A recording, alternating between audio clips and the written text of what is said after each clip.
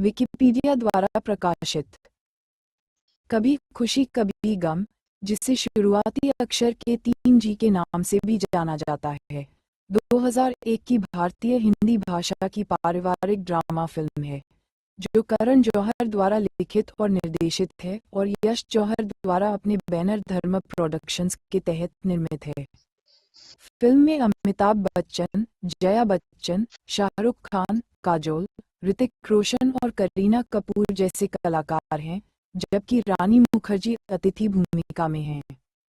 यह एक भारतीय बहु करोड़पति परिवार की कहानी बताती है जो अपने से कम सामाजिक आर्थिक समूह की लड़की से अपने दत्तक पुत्र की शादी को लेकर परेशानियों और गलतफहमियों का सामना करता है।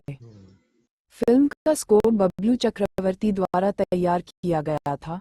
संगीत जतिन ललित, संदेश शांडिल्य और आदेश श्रीवास्तव द्वारा तैयार किया गया था और गीत समीर और अनिल पांडे द्वारा लिखे गए थे। जौहर की पहली फिल्म कुछ कुछ होता है की रिलीज के तुरंत बाद 1998 में विकास शुरू हुआ।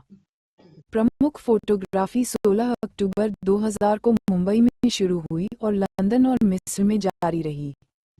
कभी खुशी कभी गम को tag line "it's all about loving your parents" के साथ प्रचारित किया गया था।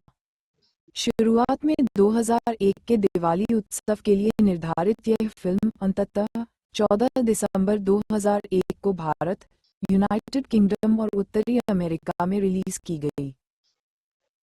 300 रुपये -400 मिलियन के बजट पर निर्मित, यह उस समय की सबसे महंगी भारतीय फिल्म बन गई। कभी खुशी कभी गम घरेलू और अंतर्राष्ट्रीय स्तर पर एक प्रमुख व्यावसायिक ब्लॉकबस्टर के रूप में उभरी, जिसमें ₹1.36 बिलियन की आजीवन कमाई हुई। दुनिया भर में बॉक्स ऑफिस पर सबसे ज्यादा कमाई करने वाली भारतीय फिल्में बन गईं। इससे आलोचकों से सकारात्मक समीक्षा मिली। सिनेमेटोग्राफी, पोशाक डिजाइन, साउंड ट्रैक, प्रदर्शन, भावनात्मक दृश्यों और विषयों की प्रशंसा के साथ उनमें से कुछ ने लंबे समय तक चलने की आलोचना की।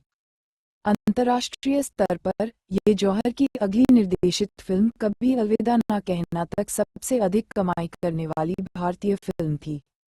कभी खुशी कभी गम ने अगले वर्ष लोकप्रिय पुरस्कार समारोहों में कई पुरस्कार जीते, जिनमें 5 फिल्मफेयर पुरस्कार और 7 आईफा पुरस्कार शामिल हैं।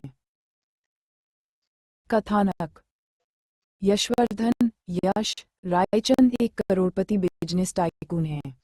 वह अपनी पत्नी नंदिनी, अपने 2 बेटों राहुल और रोहन के साथ साथ अपनी मां और सास के साथ दिल्ली में रहते हैं। उनका परिवार अत्यधिक पितृसत्तात्मक है और अपने वंश के कारण परंपराओं का सख्ती से पालन करता है। यश अपने दोनों बेटों को पितृसत्तात्मक परंपराओं का पालन करने की जिम्मेदारी सौंपते हैं, जैसे कम उम्र में बोर्डिंग स्कूल जाना, MBA की डिग्री के लिए विश्वविद्यालय जाना और माता-पिता अपने बच्चों के लिए समान आय वर्ग से जीवन साथी चुनना। राहुल को यश और नंदिनी ने छोटी उम्र में गोद लिया था। ये बात रोहन को छोड़कर घर में सभी को पता है। वयस्क राहुल लंदन में अपनी पढ़ाई पूरी करने के बाद घर लौटता है और उसे चांदनी चौक की जीवंत अंजलि से प्यार हो जाता है। राहुल को जल्द ही पता चलता है कि वह उसके प्यार का बदला लेती है।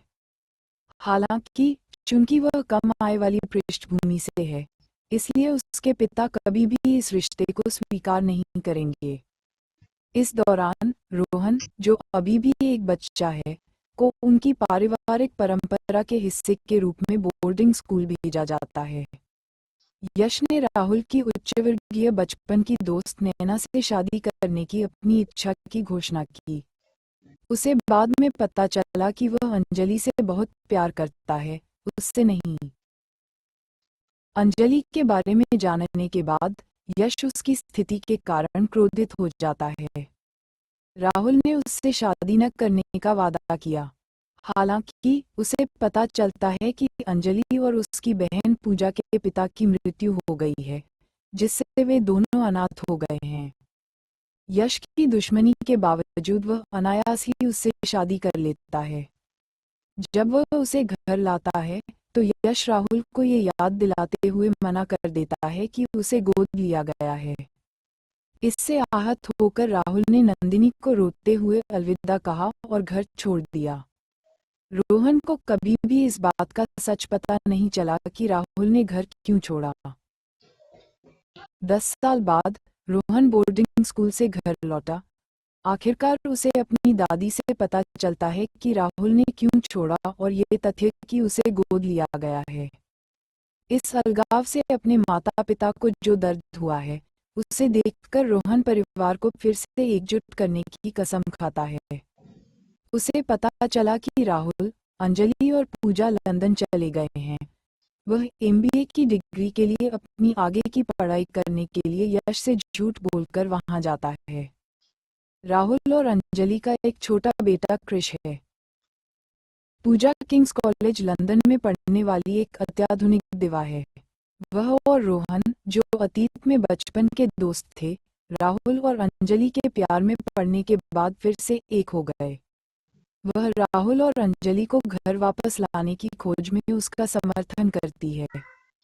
रोहन खुद को पूजा की भारत की दोस्त का भाई बताता है।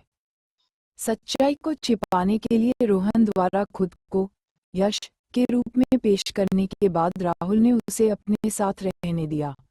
राहुल अपने बेहद बदले हुए अब वयस्क भाई को इतने सालों के बाद देखकर पहचान नहीं पाता है। इस बीच रोहन और पूजा करीब आते हैं और एक दूसरे के लिए भावनाएं विकसित करते हैं। आखिरकार राहुल को एहसास हुआ कि रोहन उर्फ यश उसका भाई है, क्योंकि उसने क्रिश को वही सलाह दी थी जो राहुल ने उसे सालों पहले दी थी। रोहन उससे घर आने के लिए कहता है, लेकिन वह उसे यश की बात याद दिलाते हुए मना कर देता है। रोहन यश और नंदिनी को लंदन आमंत्रित करता है और उन सभी को एक ही मॉल में लाने के लिए एक गुप्त पुनर्मिलन की व्यवस्था करता है। नंदिनी और राहुल का भावनात्मक पुनर्मिलन हुआ। राहुल ने अपने पिता से मिलने से इनकार कर दिया। हालांकि जब यश अपने साथ राहुल, अंजलि और पूजा को देखता है तो उसे रोहन पर गुस्सा आता है और उनका टकराव ठीक नहीं होता है। यश रोहन से क्रोधित हो जाता है और वह उसे उसके अहंकार के बारे में ताना देने और राहुल के प्रति हृदयहीन होने के लिए उसके चेहरे पर थप्पड़ मारता है। नंदिनी पहली बार यश के सामने खड़ी हुई और उससे कहा कि उसने राहुल को अस्वीकार करके और परिवार को तोड़कर गलत किया है। अपनी दादी की मृत्यु के बाद रोहन और पूजा राहुल और अंजलि को घर आने के लिए मनाते हैं। नंदिनी उनका उचित स्वागत करती है।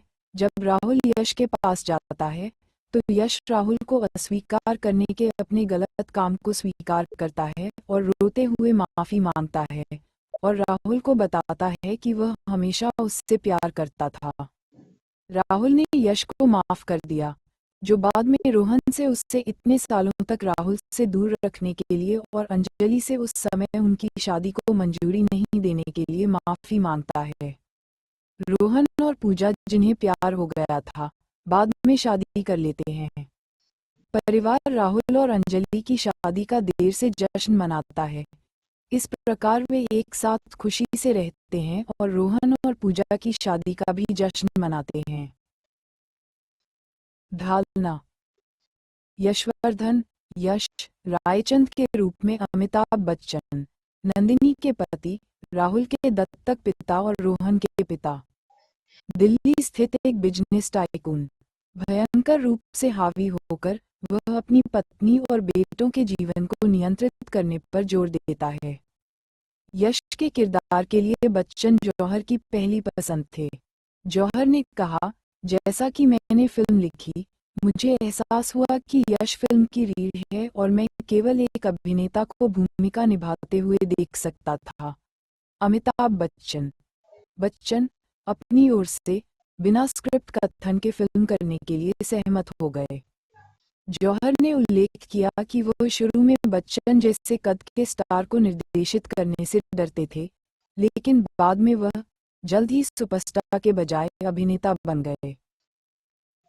नंदिनी रायचंद के रूप में जया बच्चन, यश की पत्नी, राहुल की दत्तक मां और रोहन की मां। इस फिल्म ने 18 साल के अंतराल के बाद अमिताभ और जया की एक साथ स्क्रीन पर वापसी को भी चिन्हित किया। अपने किरदार के बारे में उन्होंने कहा कि नंदिनी उन्हीं का विस्तार थी। उन्होंने विस्तार से बताया, शाहरुख के प्रति मेरी व्यक्तिगत भावनाएं वैसी ही हैं जैसी मुझे फिल्म में दर्शानी थीं। उनमें कुछ ऐसा है जो मुझे उनकी मां बनने के लिए प्रेरित करता है। उन्होंने कहा कि उन्होंने अपना किरदार जौहर की मां, हीरू पर आधारित किया, जो एक बहुत भावुक और भावनात्मक व्यक्ति हैं। राहुल रायचंद के रूप में शाहरुख खान, यश और नंदिनी का दत्तक पुत्र, रोहन का दत्तक बड़ा भाई, अंजलि का पति और क्रिश का पिता। वह यश और नंदिनी का आभारी महसूस करता है और उनकी सभी इच्छाओं को पूरा करने की कोशिश करता है। हालांकि वह अंजलि से प्यार और शादी करके यश के क्रोध को आमंत्रित करता है। जब जौहर ने खान को भूमिका की पेशकश की तो वह तुरंत इसे करने के लिए सहमत हो गए और कई अन्य प्रतिबद्धताओं के बावजूद अपनी तारीखों को समायोजित कर लिया। खान ने राहुल के चरित्र का वर्णन करते हुए कहा, मुझे उसकी आंखों में भेद्यता और ईमानदारी पसंद है। उसके पास पड़ोस के लड़के की अपील है। इसके अलावा उसकी तीव्रता और शब्दों के बिना भावनाओं को व्यक्त करने की क्षमता अद्भुत है। युवा राहुल रायचंद के रूप में आर्यन खान, अंजलि रायचंद के रूप में काजोल, पूजा की बड़ी बहन, राहुल की पत्नी और क्रिश की मां। वह दिल्ली के चांदनी चौक इलाके में रहने वाली एक मौज मस्ती करने वाली महिला है। रायचंद परिवार की तुलना में निचले सामाजिक आर्थिक समूह से संबंधित होने के कारण यश उसे अपनी बहू के रूप में स्वीकार नहीं करता है। करण जौहर शुरू में काजोल को फिल्म में लेने से झिझक रहे थे क्योंकि उन्हें लगा कि वह इस ऑफर को मना कर देंगी। यदि काजोल ने मना कर दिया तो जौहर ने अपनी पुस्तक एन अनसूटेबल बॉय में घोषणा की कि वह ऐश्वर्या राय बच्चन को ये भूमिका देने की योजना बना रहे थे जिन्हें उन्होंने फिल्म सुनाई थी। हालांकि स्क्रिप्ट सुनाने के दौरान काजोल की आंखों में आंसू आ गए और उन्होंने फिल्म करने के लिए हामी भर दी। फिल्मफेयर को दिए एक साक्षात्कार में काजोल ने कहा, एक छोटा सा तथ्य जो जौहर अपने कथन के दौरान बताना भूल गए, वो ये था कि फिल्म में मेरा किरदार कितनी पंजाबी बोलता था। जब मैंने शूटिंग के पहले दिन संवाद की पंक्तियां देखी तो मैं लगभग मर ही गई थी।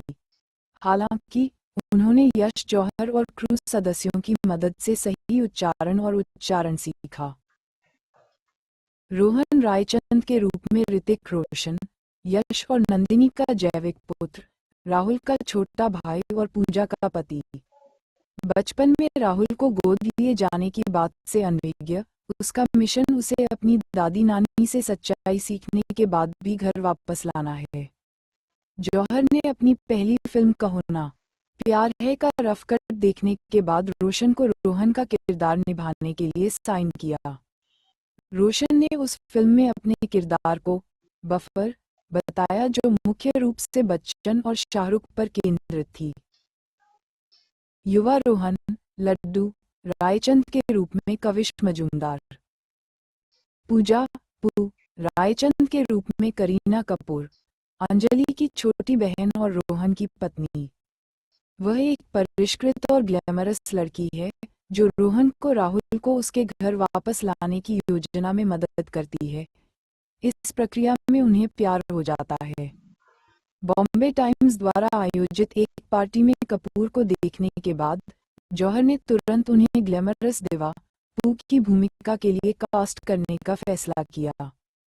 कपूर ने कहा कि उनकी राय में कभी खुशी कभी गम मुख्य रूप से काजोल की फिल्म थी और उनका अपना किरदार सहायक था।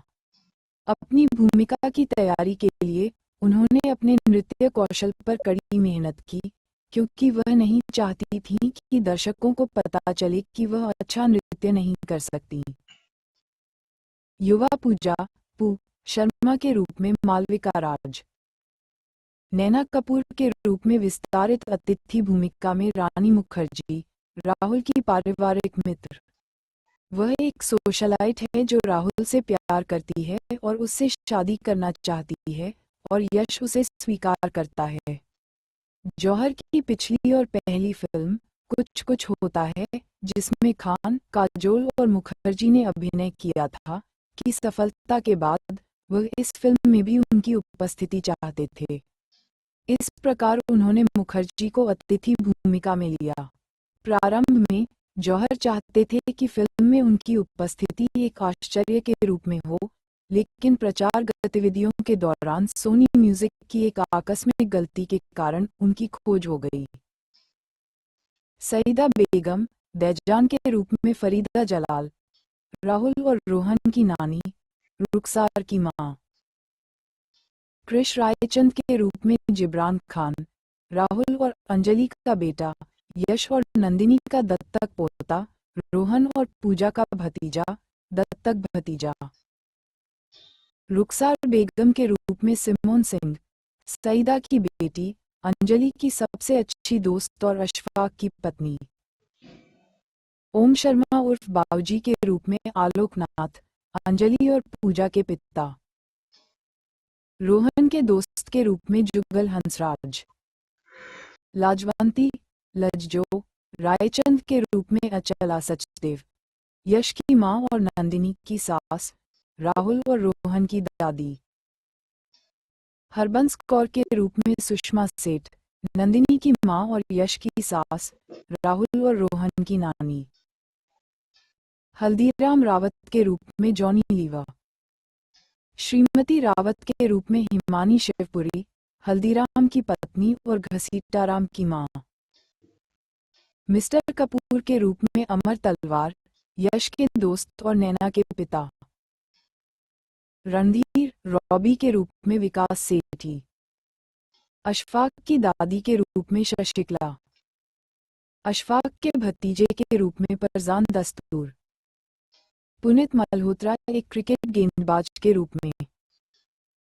उत्पादन, विकास, करण के निर्देशन में बनी पहली फिल्म कुछ कुछ होता है की सफलता के बाद उन्होंने पीढ़ी की अवधारणा से संबंधित एक कहानी पर काम शुरू किया।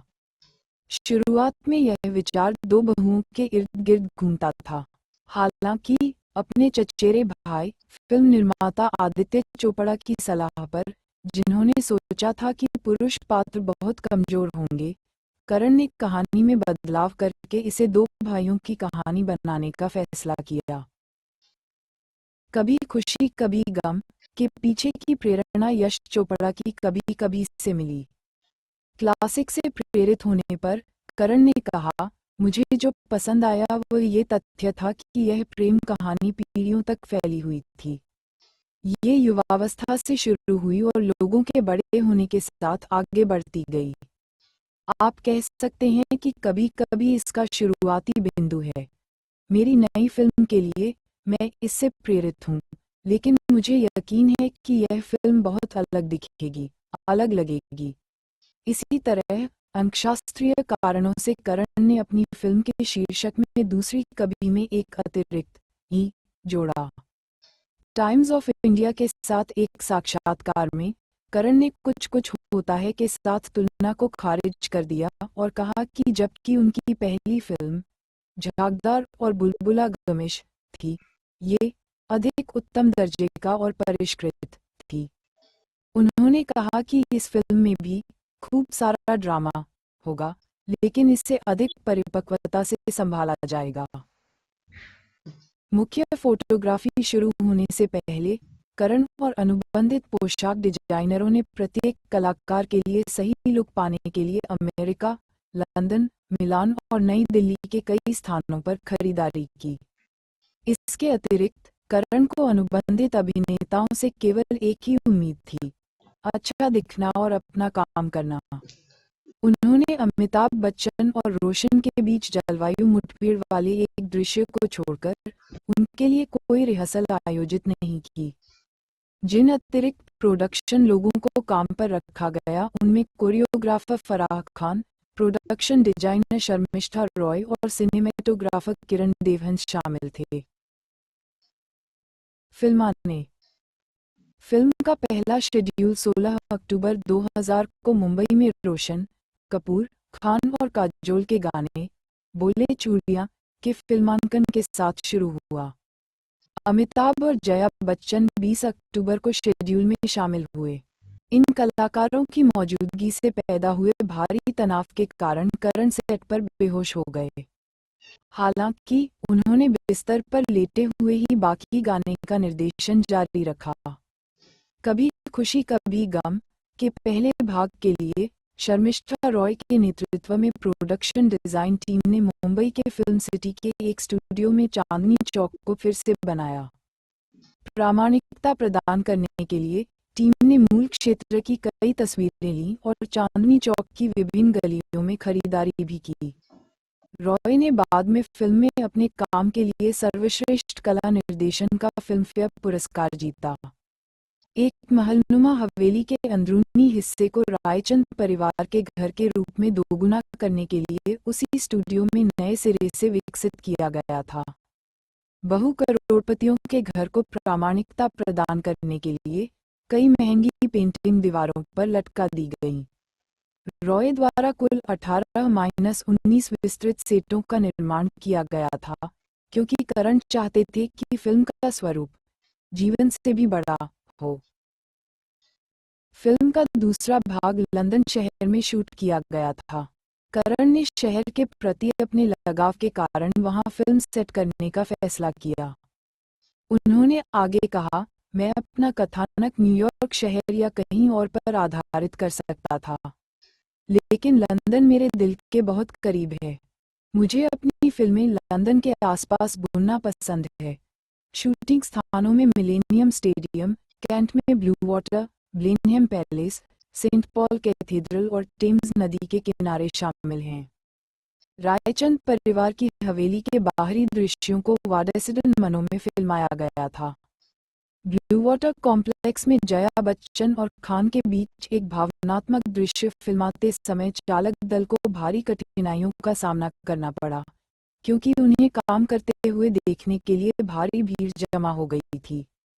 आखिरकार स्थिति और खराब हो गई और कॉम्प्लेक्स के अधिकारियों ने उन्हें 2 घंटे के भीतर शूटिंग खत्म करने के लिए कहा।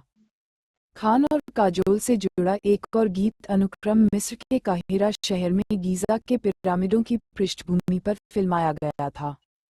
रोशनी की स्थिति के कारण क्रू केवल सुबह 7 से 9 बजे के बीच ही शूटिंग कर सका। परिणामस्वरूप गाने को फिल्माने में कई दिन लग गए। इसके अलावा गाने की शूटिंग के दौरान काजोल को हल्की चोट लग गई थी, क्योंकि वह बुरी तरह से गिर गई थी। ब्रिटिश पत्रकार फुआद उमर ने यूनाइटेड किंगडम में फिल्म के फिल्मांकन के बारे में विस्तार से लिखा, जिसमें ऑनलाइन लेखों की एक श्रृंखला और क्षेत्रीय प्रेस के लिए शूटिंग के अधिकांश हिस्से को कवर किया गया।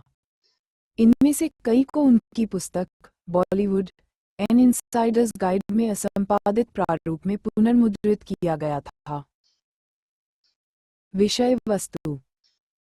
फिल्म समीक्षकों और शिक्षाविदों ने कभी खुशी कभी गम का कई तरह से विश्लेषण किया है। Encyclopedia of religion and film नामक पुस्तक में एरिक मजूर ने फिल्म में कई पौराणिक उपपाठों का वर्णन किया है। फिल्म के शुरुआती दृश्य का उल्लेख करते हुए, जिसमें रायचंद परिवार को वार्षिक दिवाली की छुट्टियों के दौरान हिंदू देवताओं की पूजा करते हुए दिखाया गया है, उन्होंने बताया कि इस दृश्य ने हिंदू दर्शकों को पात्रों के साथ दर्शन में भाग लेने की अनुमति दी।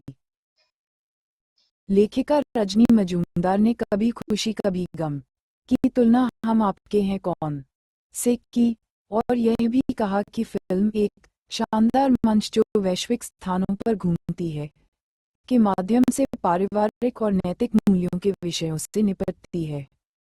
उन्होंने आगे कहा कि कहानी का निर्माण 2 विपरीत स्थानों, रायचंद के घर और चांदनी चौक के अंदरूनी हिस्सों की पृष्ठभूमि के साथ किया गया था।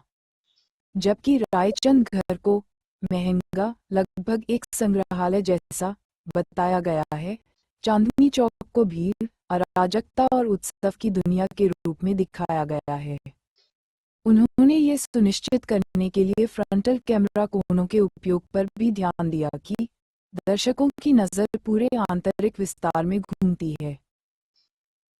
लेखिका संगीता गोपाल ने फिल्म की कथा योजना में हिंदी सिनेमा के सौंदर्य प्रभावों की गहनता का विश्लेषण किया।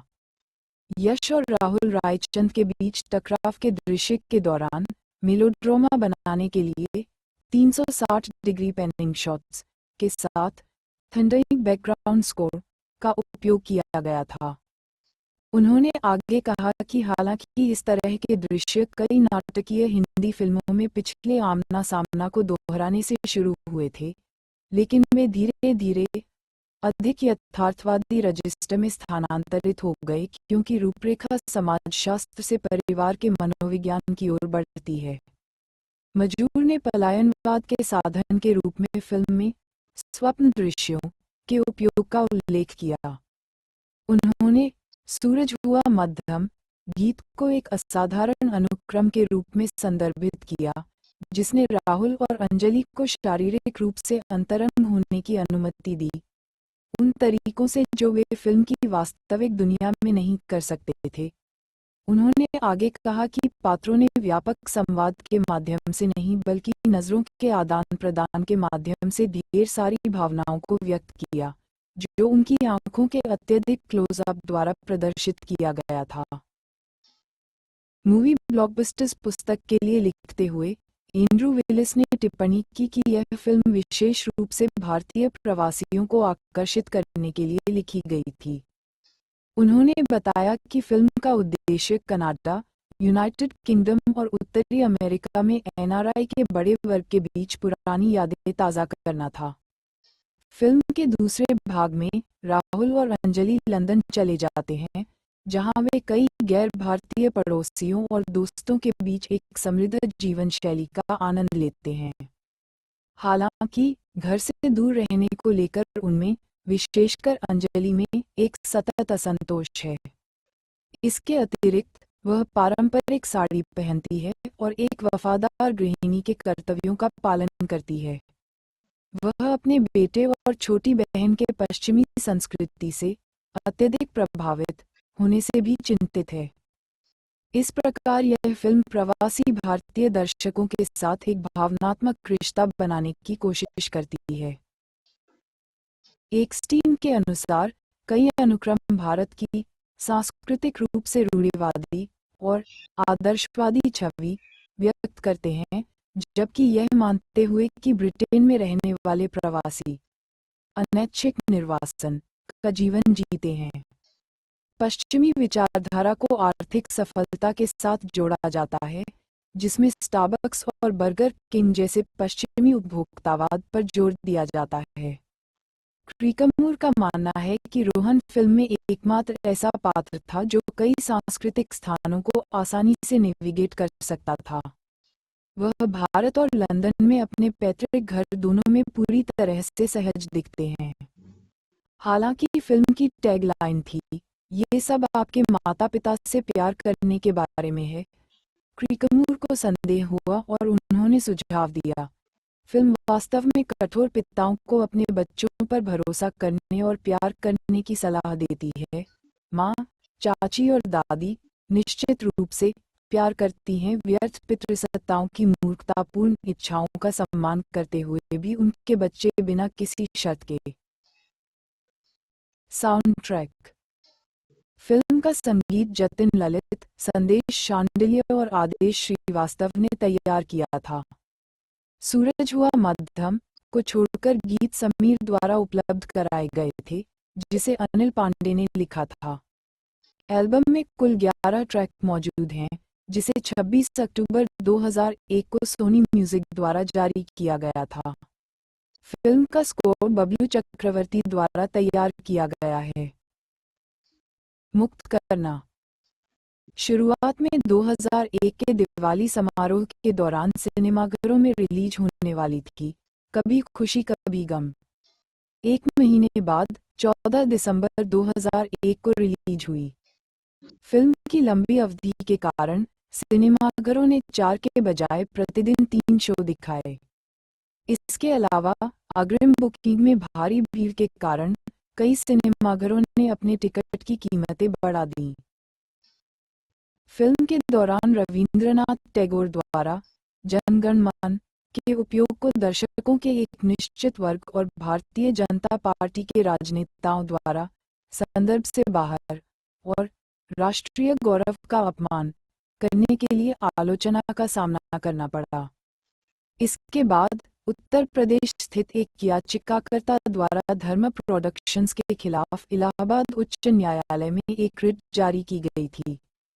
हालांकि अदालत ने शिकायतकर्ता की याचिका पर विचार नहीं किया। स्वागत। आलोचनात्मक स्वागत। भारत में कभी खुशी कभी गम को समीक्षकों से मिली जुली समीक्षा मिली। इसकी दृश्य समृद्धि और कलाकारों के प्रदर्शन के लिए इससे प्रशंसा मिली, लेकिन लंबे समय तक चलने, स्क्रिप्ट की ताकत और विसंगतियों के कारण इसकी आलोचना हुई। टाइम्स ऑफ इंडिया के खालिद मोहम्मद ने 5 सितारा समीक्षा में फिल्म की सराहना की कि 3G करण जौहर द्वारा शानदार चालाकी के साथ दिया गया एक संपूर्ण व्यावसायिक भोज है। तो खुद को शामिल करें, दिल खोलकर रोएं और आश्चर्यजनक रूप से आप महसूस करेंगे कि यह जीवन है आखिरकार जीवित हो गया और मुंबई की सपनों की दुनिया में सक्रिय हो गया। बॉलीवुड हंगामा के तरण आदर्श ने फिल्म को 5 में से 4.5 स्टार दिए। उन्होंने भावनात्मक दृश्यों के साथ साथ कोरियोग्राफी, प्रोडक्शन डिजाइन, वेशभूषा और सिनेमेटोग्राफी की प्रशंसा की। उन्होंने कहा कि कई यादगार सीक्वेंस बनाने के लिए करण जौहर असली स्टार थे।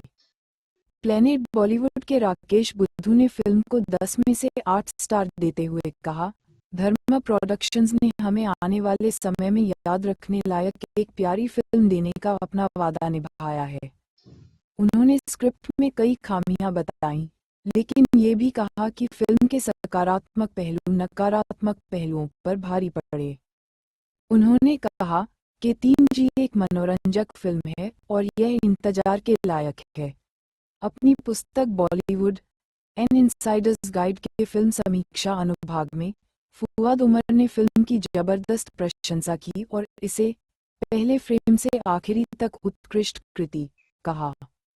संक्षेप में उन्होंने कहा, कुल मिलाकर कभी खुशी कभी गम बिना किसी संदेह के सबसे मनोरंजक, भावनात्मक और हिंदी सिनेमा की संपूर्ण दृष्टि और परिभाषा है जो मैंने कभी देखी है। ये बिल्कुल सही हिंदी फिल्म है। सकारात्मक समीक्षाओं के विपरीत रेडिफ के लिए लिखते हुए अंजुमन ने कहा कि असाधारण कलाकारों और बड़े बजट के बावजूद करण जौहर निराश करते हैं। उन्होंने अमिताभ और जया बच्चन के अभिनय की सराहना की और दिग्गज अभिनेताओं के खिलाफ खुद को खड़ा रखने के लिए रोशन की सराहना की। हालांकि संक्षेप में उन्होंने फिल्म को मोहब्बतें और कुछ कुछ होता है का खराब रीमिक्स कहा। द हिंदू के लिए लिखते हुए जिया उस सलाम ने काजोल के प्रदर्शन और करण की दर्शकों को बांधे रखने की क्षमता की प्रशंसा की। उन्होंने टिप्पणी की, कभी खुशी कभी गम देखें इसकी रिलीज से पहले के प्रचार के कारण नहीं, बल्कि इसलिए कि इतने कम समय में बहुत से लोग बेहतर प्रदर्शन नहीं कर पाए। फिल्म कम से कम आंशिक रूप से अपने आसपास की उम्मीद को जगाती है। फिर से बस जैसा कि इसका नाम है, कुछ खुशी कुछ निराशा। आउटलुक की नम्रता जोशी ने मिश्रित समीक्षा दी और कहा कि जबकि फिल्म आपको बारी बारी से हंसाती और रुलाती है, फिर भी षड्यंत्र, नकली और प्रभावित और रंगों की प्रचुरता के बावजूद मोनोक्रोमेटिक थे।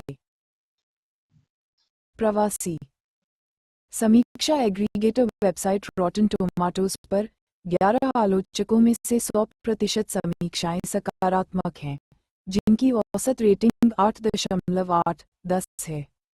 बीबीसी की शमेला खान ने फिल्म को 10 में से 9 स्टार दिए और खान, काजोल और कपूर के अभिनय की प्रशंसा की। उन्होंने अंत में कहा, एक अच्छी तरह से बनाई गई फिल्म, कुछ जादुई क्षणों के साथ और संभवतः दुनिया का सबसे अच्छा दिखने वाला परिवार। वैरायटी के डेरेक एली ने कहा कि यह एक अत्यधिक आनंददायक, अक्सर चमकदार मंच वाला वाहन है जो अंतिम आधे घंटे की धीमी गति से नीचे गिर जाता है। उन्होंने सिनेमेटोग्राफी और गीत से शावा शावा के चित्रांकन की भी प्रशंसा की। बॉक्स ऑफिस रिलीज होते ही कभी खुशी कभी गम ने ओपनिंग के सारे रिकॉर्ड तोड़ दिए। फिल्म ने भारत में अपने पहले सप्ताहांत में लगभग 70 मिलियन का शुद्ध संग्रह किया, जिसमें पहले सप्ताह में कुल कमाई लगभग 140 मिलियन थी। घरेलू शुरुआती सप्ताह का संग्रह पिछले रिकॉर्ड की तुलना में 70% अधिक था और पहले कभी भी शुरुआती रिकॉर्ड पर इतने बड़े अंतर का ग्रहण नहीं लगा था। इसने दूसरे और तीसरे सप्ताह में भी क्रमशः 105 मिलियन और 80 मिलियन का कलेक्शन करके नए रिकॉर्ड बनाए। ये फिल्म 2001 में घरेलू स्तर पर दूसरी सबसे ज्यादा कमाई करने वाली फिल्म बन गई, जिसने भारत में 550 मिलियन की कमाई की और ब्लॉकबस्टर का दर्जा हासिल किया। फिल्म को विदेशी बाजारों में लगभग 125 प्रिंटों में रिलीज किया गया था, जिसने नाटकीय प्रदर्शन के अंत में कुल $8.90 मिलियन की कमाई की। इसने यूनाइटेड किंगडम में बहुत अच्छा प्रदर्शन किया, अपने शुरुआती सप्ताहांत में $6,89,000 की कमाई के साथ। इस प्रकार इसने ब्रिटिश बॉक्स ऑफिस पर तीसरे स्थान पर शुरुआत की। यूके में फिल्म की कुल कमाई $3.2 मिलियन से अधिक हो गई। इस फिल्म ने उत्तरी अमेरिका में किसी भी बॉलीवुड फिल्म के लिए अब तक की सबसे बड़ी ओपनिंग हासिल की, 73 स्क्रीनों पर $1.10 मिलियन की कमाई के साथ। हालांकि रेडिफ की एक रिपोर्ट के अनुसार संख्या इतनी अधिक थी कि आधिकारिक रिपोर्टिंग एजेंसी को इस पर विश्वास नहीं हुआ और सबूत मांगे गए जो रिपोर्टिंग की समय सीमा समाप्त होने तक प्रस्तुत नहीं किए जा सके। अगर समय पर रिपोर्ट की जाती तो फिल्म उत्तरी अमेरिकी बॉक्स ऑफिस पर 10वें नंबर पर खुलती। हालांकि बॉक्स ऑफिस मोजो के आंकड़ों के अनुसार फिल्म ने 4 जनवरी 2002 के सप्ताह के दौरान अमेरिकी बॉक्स ऑफिस पर 32वें स्थान पर शुरुआत की। अंततः इसने वहां कुल $2.90 मिलियन की कमाई की। इसके अतिरिक्त 2003 में ये फिल्म जर्मनी में नाटकीय रिलीज होने वाली भारत की पहली फिल्म बन गई। कभी खुशी कभी गम ने दुनिया भर में $1.36 बिलियन की कमाई की। यह विदेशी बाजार में अब तक की सबसे अधिक कमाई करने वाली फिल्म थी, जिसने गदर, एक प्रेम कथा को पीछे छोड़ दिया, जो उस वर्ष की सबसे अधिक कमाई करने वाली फिल्म थी। विदेशों में सबसे ज्यादा कमाई करने वाली फिल्म होने का इसका रिकॉर्ड जौहर की अगली निर्देशित फिल्म कभी अलविदा ना कहना ने तोड़ दिया। मुद्रास्फीति के लिए समायोजित करने पर फिल्म अभी भी दुनिया भर में सबसे अधिक कमाई करने वाली फिल्मों में से एक है। पुरस्कार और नामांकन। कभी खुशी कभी गम को 47वें फिल्मफेयर पुरस्कारों में अग्रणी 16 नामांकन प्राप्त हुए, अंततः 5 पुरस्कार जीते। फिल्मफेयर के साथ एक साक्षात्कार में करण जौहर ने कहा कि वह समारोह में कई पुरस्कार नहीं जीतने से निराश नहीं थे, क्योंकि उन्हें लगा कि लगान एक क्लासिक थी और जीतने की हकदार थी। फिल्म ने अंतर्राष्ट्रीय भारतीय फिल्म अकादमी पुरस्कारों में 7 पुरस्कार जीते और कुछ अन्य पुरस्कारों के अलावा जी सिने पुरस्कार और स्क्रीन पुरस्कार समारोह में भी जीते। 13वें वार्षिक वेलेंसियंस इंटरनेशनल फिल्म फेस्टिवल में फिल्म ने 5 प्रमुख पुरस्कार जीते, जिनमें 3 सर्वश्रेष्ठ फिल्म पुरस्कार और काजोल को सर्वश्रेष्ठ अभिनेत्री का पुरस्कार शामिल था। अन्य मीडिया। फिल्म की रिलीज से पहले फिल्म के संगीत अधिकार, विदेशी वितरण अधिकार और प्रसारण अधिकार कथित तौर पर 350 रुपये मिलियन में बेचे गए थे। इसमें कथित तौर पर सोनी को बेचे गए विदेशी अधिकारों के 250 रुपये मिलियन शामिल हैं। निर्माण और फिल्मांकन प्रक्रिया के दौरान निरंजन अयंगर द्वारा द मेकिंग ऑफ कभी खुशी कभी गम नामक पुस्तक लिखी गई थी। इसमें निर्माता, निर्देशक, छायाकार, कला निर्देशक, कलाकारों और चालक दल से संबंधित सामग्री और साक्षात्कार शामिल हैं, जिन्हें अयंगर ने फिल्म के निर्माण के दौरान 18 महीने की अवधि में एकत्र किया था। ये पुस्तक फिल्म की नाटकीय रिलीज से कुछ दिन पहले जारी की गई थी। कभी खुशी कभी गम को 2002 में VHS और DVD प्रारूपों पर और 2010 में ब्लू-रे प्रारूप में रिलीज किया गया था। फिल्म के 2 डिस्क DVD संस्करण में द मेकिंग ऑफ कभी नामक 45 मिनट की एक डॉक्यूमेंट्री शामिल है। खुशी कभी गम हटाए गए दृश्यों, एक नाटकीय ट्रेलर और कई टेलीविजन प्रोमो के साथ